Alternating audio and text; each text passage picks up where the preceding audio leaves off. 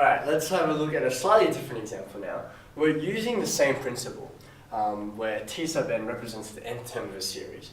But if you look at the equation they've given you for this series, you'll notice something slightly different. If I start by trying to find some values, for example, let's start with the first term. It would just be 48 minus 7 times 1, which is 41. T sub 2, or the second term, would be 48 minus 7 times 2, which would give me 34. So you can see before the values in our series, they were increasing. But over here, now they're starting to decrease. They're getting smaller and smaller and smaller, and at some point, they're actually going to be negative, right? So we can actually have negative values in our series. Now I want to see whether negative 10 is a member of the series. So we're going to apply the same principle here. I'm going to let t sub n equal to negative 10. And I want to see if I get an integer value when I substitute that into the equation. I get negative 10 is equal to 48 minus 7n.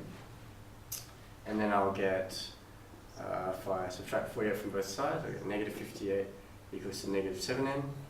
And my 7 times tables don't go into decimals. I think you should get a lot of decimals here. You'll get 8.28 with something happening over there.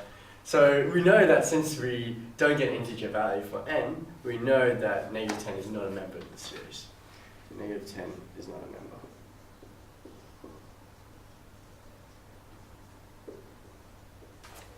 Okay, so for part B now, we've seen this type of question before. We can use a very similar approach.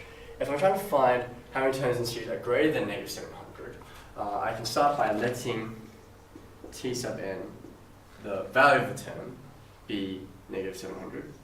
And when I'm writing the final answer, I just want to be really careful that I understand what the question is asking, but we'll get to that in a sec. Let me just use the same process as before.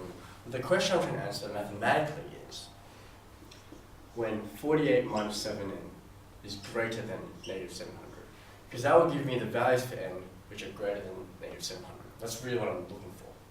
And I can just rearrange this equation. I'll get negative 7n is greater than negative 748. And then I can divide both sides by negative 7. Now when you're using inequalities, make sure you're really careful. When you divide by negative value, you have to swap the inequality sign. Okay? So I've got n is less than, what do we get? 106.8, I believe.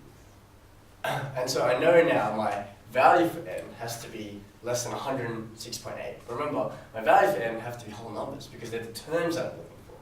So how many terms are greater than negative 700? Well, that would just be 106 terms are greater.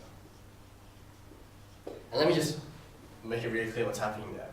If I take my values for n, and I look at the values of t sub n, I can just make sure that I'm really clear on what's actually happening. For example, if I have n is equal to 105, I would get, just substitute this in really quickly, 48 minus 7 times 105 minus 687. If n is equal to 106, I would get minus 694.